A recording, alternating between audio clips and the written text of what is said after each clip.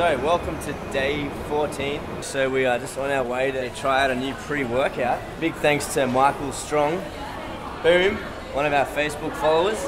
Check out the Facebook group if you haven't already. There's a lot of behind-the-scenes stuff on there. And thanks a lot for your suggestion, Michael. This is going to be a lot of fun. We're taking Hyphy Mud today, which is Carly Marshall. He's the man behind it. We're fans of him. We think he's pretty funny. We respect him, so this should be fun. So the first thing we need is Pepsi. Has to be Pepsi, nothing else. No, it can be whatever you want. And, oh, what? Alright, so I never drink coffee ever. Main reason is because I don't see the point, and also I don't want to get at all resistant to caffeine because I only take caffeine when I work out and I want it to bang, you know, hit you. So we got a lot to choose from. We want instant coffee. So, help me here, mate. What do we want? So that's all you need for this pre-workout. Boom. Okay. So today we're trying Hyphy Mud, which makes you dangerous. We're back at PCYC, obviously. Just realised we didn't bring a teaspoon, so we'll just have to use this to... How much do you have, do you know? Make sure you check out Tyson's Hyphy Mud experience here. It's featured in his own video. Absolutely hilarious. So this is weird. I never drink coffee ever. It's probably the first time, so I got a feeling I'm not going to like the taste of this. That looks good. Lachlan, stop! That's too much. Is that good? Yeah. I get a feeling after this I'm going to be doing the overhead still. 240 pounds doing the overhead still. Are you guys ready to see some striations? Check out those striations. We're gonna make all kinds of games. So you're not meant to put too much in, remember? It's foamed up like a beast already.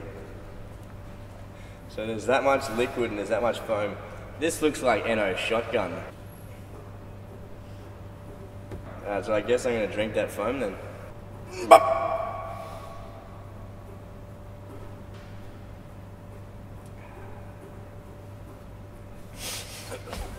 Oh, I don't like coffee. Yeah, actually you just drink foam, okay, so don't worry about there being liquid, you just drink the foam.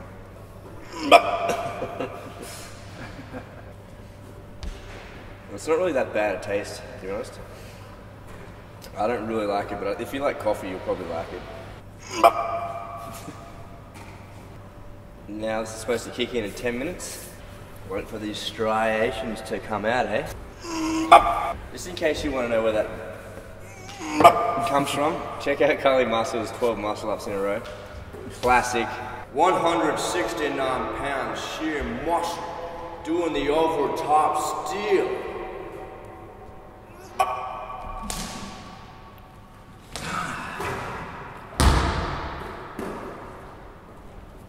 It's a nice shot, man.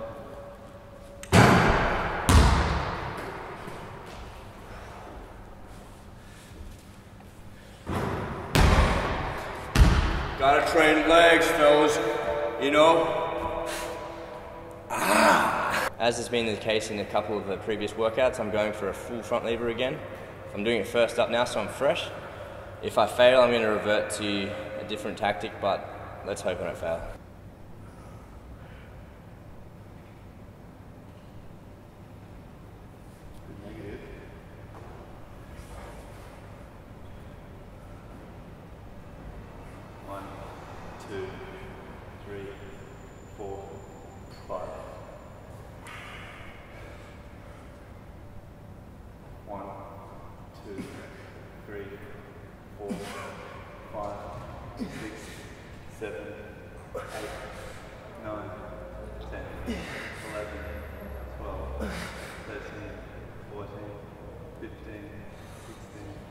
Oh man, I really feel that. I feel that in like triceps and shoulders and everything at the end there.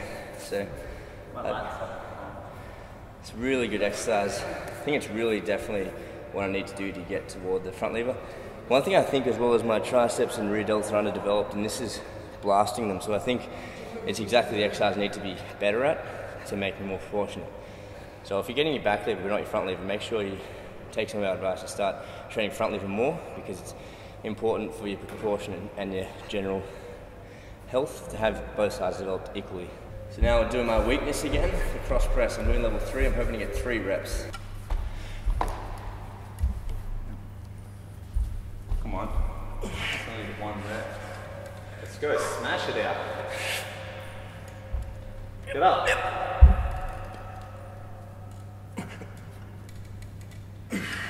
Come on. Last one.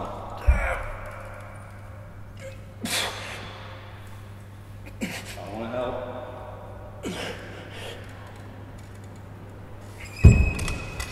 Well, that sucked. That's so hard for me. Since I'm failing this week again, I'm going for level 3. I think my goal for the end of the session is level 5. So, got a bit of work to do still. As long as that's good. Later, man. Cheers, dude. We just made that poor guy drink a pre-workout and he just played shot hoops for 20 minutes. He's just on the train like, damn it! I'm slightly modifying my one arm chin negative here today, and what I'm going to be doing is holding an L sit throughout the whole thing. It sort of shifts your balance a bit, and I guess it means you're more in control as a unit. There's not as many flailing limbs. I've just done 1 set, and I find the hardest part for me is that last little bit, so I'm really going to try and make that little bit slow. And that's where I'm weak for my actual one arm chin, so if I can do it slow, I'm sure it's going to help me get towards the goal. 1, 2, 3, 4, 5. That's good.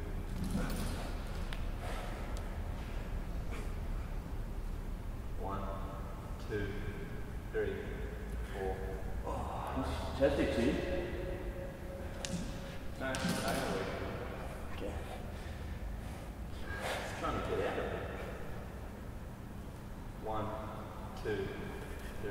Yep. That's what I thought would happen. Alright, I'm just going to rest for 10 seconds and do my other side. 1, 2, 3, 4, 5. Come on. That wasn't good. Strong. Hit the legs up.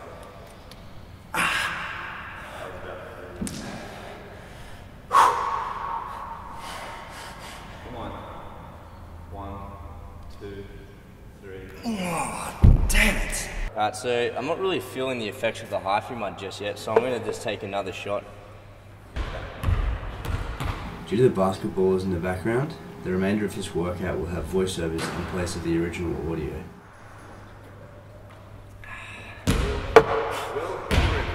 I was happy with my body shape here, in that I maintained a nice hollow body with my shoulders pressed down completely. The only thing that needs improvement here is where my hands are. They should be level with my hips. I'm simply not yet strong enough to push them to where they need to be. 1, 2.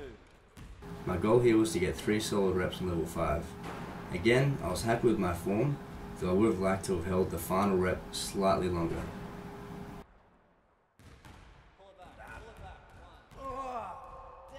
This side angle is to quickly demonstrate the proper and improper way to have your hands placed during the cross. The perfect cross involves the hands being directly in line with the shoulders and the rest of the body. Often beginners will lean forward to engage more of the chest, though this leaves the hands behind the body, and this is not the correct position for an iron cross. Okay. Don't wait for me, mate.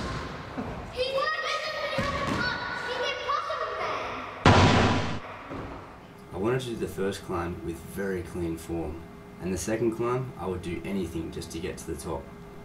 On this second climb I was really struggling, and you'll notice at the top that I was so weak that when I reached for the roof I failed and missed.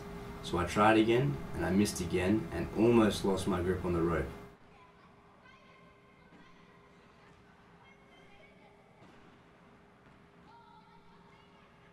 Since I was failing dangerously here, I came back down without touching the roof. I was absolutely devastated. I went for the top, missed it tight, and then I almost fell. So the thin rope has claimed another victim. I think it's just because it's so thin, I don't really know why, but Tyson ripped his finger last session, I think it was when I was going, I tried to touch twice and I kind of slipped, so there you go. As always with the L-sit press to L-planche, I hit the L-sit and try to lock my body in a static position from the chest down. I then focus on leaning as far forwards as possible. I felt a huge head rush in this set, which was a result of the Hyphy Mud. I experienced this head rush in a few of my other exercises this session, such as the Azarian to Maltese. I also didn't feel as pumped as I do on other pre-workouts such as lock and load. I believe this may be due to lack of beta-alanine and other amino acids that aren't present in the Hyphy Mud, since it is a much more primitive pre-workout. For a really compelling reason to train this exercise yourself, be sure to check out day 15 where my friend Craig achieves his first ever full planche.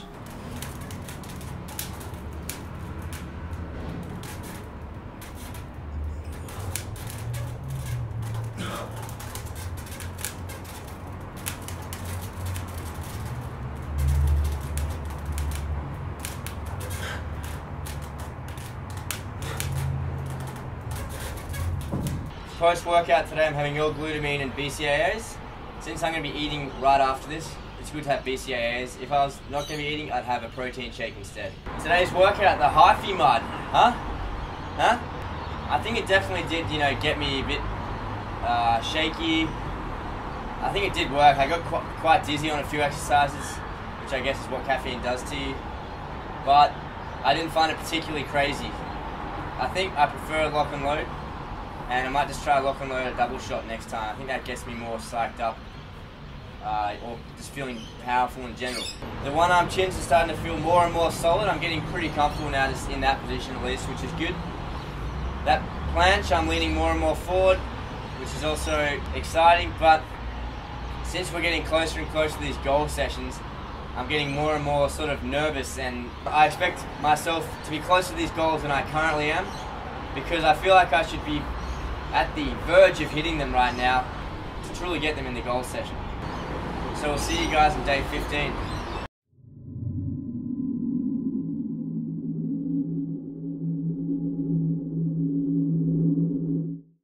I'm just going to do a quick review of the contrast shower recovery method. It started out pretty intense. The first time you go from that hot to that cold is very uncomfortable. I was going back and forth a minute, hot, cold, hot, cold, hot, cold, 1 minute each, always ending on that cold. What I kind of like about this hot cold shower recovery method is the mental challenge from it. Once you've done it for 2 or 3 days in a row, you become desensitized, at least I find, and the cold doesn't bother me as much. By the end of it, on that third cold, I just kind of, it's just like standing underwater. It doesn't really phase you. Obviously your muscles and that tighten up in that to keep you warm, but it's certainly much more comfortable than when you first do it. As for the recovery method itself and the recovery, I found that yes, it did help me recover. I think it definitely sort of massages the muscles in a way that they sort of get relaxed, get tight, get relaxed, get tight. I didn't get rid of my forearm tightness, though I definitely felt fresh and vitalized after getting out of that shower. I'm going to give it a tick of approval for that one.